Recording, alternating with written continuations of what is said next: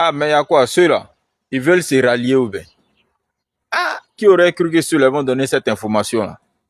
Qui aurait cru que ceux-là, ils vont confirmer vraiment la victoire des Fama et de son allié sur les terreaux? Qui aurait cru qu'au Africa Corps et les Fama ont brisé le siège à Anifis? Ah bon, ils ont brisé. Ah, ok. Donc, moi, j'ai fait une vidéo pour parler du Mali et du Burkina qui, en une semaine, ont déjà 600 terreaux. Il y a plusieurs personnes qui sont venues dire dans les commentaires que c'est doi, que c'est faux, que l'information n'est pas vérifiée. Ah, d'accord. Donc, avec cette information, vous allez confirmer maintenant. Non? Ah, vous allez confirmer que l'armée malienne est au-dessus des terreaux sur le territoire malien. Vous allez confirmer, non? Ah, d'accord. Parce que c'est ceux-là qui contrôlent certains cerveaux africains. Voilà. Tant qu'eux n'ont pas dit une information, il y a des Africains qui ne vont jamais croire. Pourtant, ceux-là, on les connaît. Ils ont l'art de manipuler les informations. Mais là, ils sont obligés. Parce que c'est réel. C'est là. Voilà. Tu as menti que les terroristes ont pris le territoire pendant combien de temps? Puisque les soldats maliens eux-mêmes ont fait des vidéos sur le terrain, sur place, à Anefis pour dire non que ce sont eux qui contrôlent. Donc là, vous allez dire quoi? Ils sont obligés. Ce n'est pas qu'ils ont envie de dire la vérité, mais ils sont obligés de le dire. Parce que les réalités sont là. Vous qui vous faites contrôler ou bien qui vous faites manipuler par ce genre de médias-là, vraiment pitié à vous. Pitié. En tout cas, ceux-là, moi, il ne va jamais me fier sur les informations. Il a toujours me fier sur les informations officielles que les autorités africaines rendent publiques. Voilà, c'est ce que moi, il va considérer comme étant la vérité. Pas parce que ceux-là, ils l'ont dit. Merci. On est ensemble. Sérieux, hein, les gars. Moi, il y a un truc, vraiment, je cherche à comprendre. Les terreaux là, les terreaux qui vont attaquer les différents pays là, surtout les pays de l'AES là. Qu'est-ce qu'on leur dit même? Qu'est-ce qu'on leur dit? C'est quel niveau de lobotomie? C'est quel niveau de lavage du cerveau on fait à ces gars-là? Et puis ils acceptent de prendre des armes pour aller faire ce qu'ils font. Qu'est-ce qu'on leur dit, ceux-là? Je ne sais pas. Je ne sais pas si c'est un truc mystique qu'on prend pour les attraper ou bien je ne sais pas. Vous-même, vous voyez des gens qui sont armés. Et puis, ce qu'ils disposent comme armement, comme équipement militaire, là, vous n'avez pas. Les gars, ils ont des drones de dernière génération. Ils ont des armes sophistiquées, ils ont des blindés, ils ont des avions de chasse, ils ont des hélicoptères. Ils ont tout ça. Mais ça ne vous refroidit pas. Quand même, vous partez. Donc, ceux qui vous envoient là-haut, ceux qui envoient les terreaux là, qu'est-ce qu'ils disent à ces jeunes? Et puis, souvent, ce sont des enfants. Quand tu regardes les vidéos, souvent, tu vois les visages des terreaux là. Souvent, ce sont des enfants de 15 ans, 16 ans, 17 ans, 18 ans, hein, tout au plus 20 ans. Qu'est-ce qu'on met dans la tête de ces enfants-là? Et puis, eux, ils acceptent d'aller combattre. L'argent. Mais où tu t'en vas là, c'est pas sûr que tu vas revenir. Donc, si c'est l'argent qui les pousse à aller faire ça là, c'est que ça va pas. Parce que c'est pas sûr. Même si on te promet 1 milliard, va combattre. Et puis à ton retour, on te donne 1 milliard, ou bien on met 1 milliard dans ta main. On dit va combattre. Est-ce que tu es sûr que les 1 milliard, tu pourras profiter de ça? Parce que c'est même pas sûr. Où tu vas là, le retour là, c'est pas sûr. Parce que les leaders même des 3 pays de l'AES là, ils sont déjà gamés. Et ils ont dit de déposer les armes, ou bien là, vous allez rejoindre, vous allez rejoindre directement le paradis. Parce qu'eux, ils vont vous conduire là-bas. Ils vont vous conduire auprès de Dieu.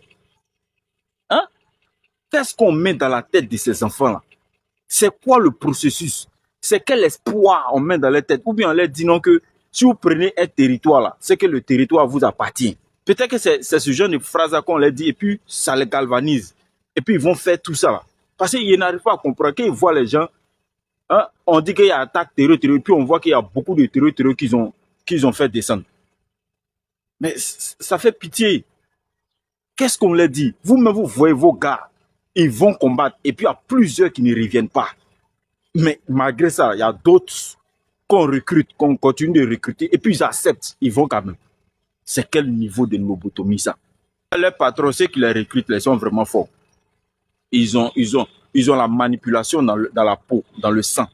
Parce que si tu n'es pas un maître en chanteur, si tu n'es pas un maître en manipulation, tu ne peux pas avoir des gens à chaque fois qui vont accepter d'aller se faire déjà pour rien. Hein? Ils t'ont recruté pour combien? Pour combien? Si t'as un combat, tu ne reviens pas. Donc, tout ce qu'ils t'ont promis là, ça sert à quoi? À rien. Arrêtez, les gars. Arrêtez. C'est une issue qui ne va pas vous arranger. Parce que ceux-mêmes que vous partez combattre là, eux-mêmes là, ils sont déjà gamés. Eux-mêmes dans leur tête là, c'est ça ou rien. Eux-mêmes, ce sont des cabris morts. Ils ont accepté même d'être des cabris morts. Donc, où ils sont là, ils vont pas reculer. Et ils disent que c'est sans reculer. Donc, qu'est-ce qui se passe? Vous n'avez pas en face de vous des politiciens. Ce sont les politiciens qui vont négocier avec vous. Comme avant, dans les 3 pays de l'AES, là. C'était les politiciens. Donc, vous pouvez faire ce que vous voulez. Mais eux, là, ne sont pas des politiciens, ce sont des soldats. C'est-à-dire, eux, là, c'est leur travail d'aller en guerre. Alors, arrêtez.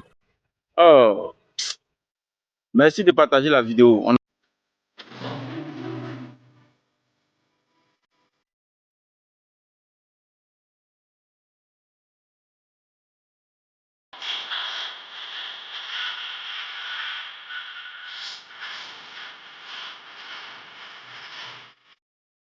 Permettez-moi, comme d'habitude, de donner un hommage vibrant à nos forces de défense et de sécurité de tous les pays membres de l'AES pour le travail remarquable, le combat qui est mené sur le terrain, surtout ces derniers temps où nous avons été victimes d'attaques tout azimut, des attaques face auxquelles nos braves forces de défense et de sécurité ont su apporter la réponse qui sied. Parce que partout, que ce soit au Niger, au Mali, au Burkina, nous avons su apporter des réponses robuste, vigoureuse, qui a mis en déroute les hordes de terroristes à la solde qui vous savez et qui vous connaissez. Nous allons examiner au cours de cette journée un projet de statut de la force unifiée de l'AES. Ce texte est un texte juridique qui contribue et qui fait partie du socle juridique pour permettre à la force d'agir en toute légalité sur l'ensemble de l'espace AES.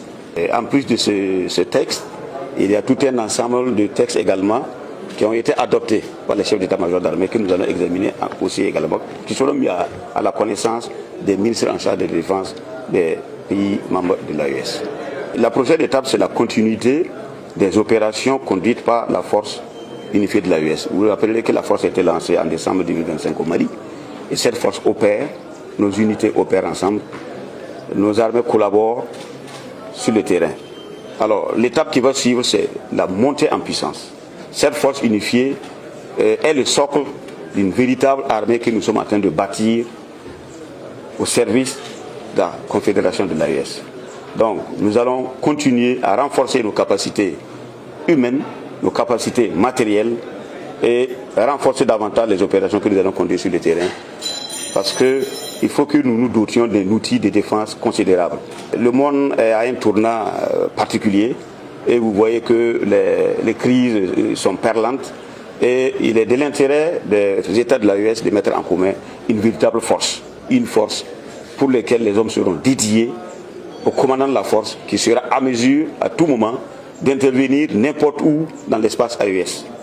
Donc cette force devrait être à mesure d'être opérationnelle à tout moment, 24 heures sur 24. Donc nous allons nous atteler à faire ce travail avec en tout cas les instructions qui nous ont été données par nos responsables nationaux, les chefs d'État des pays de l'AES et surtout aussi les indications que nous venons de recevoir grâce à une audience qui nous a été accordée par le capitaine Ibrahim Traoré, président du Force chef de l'État, président de la Confédération des États du Sahel.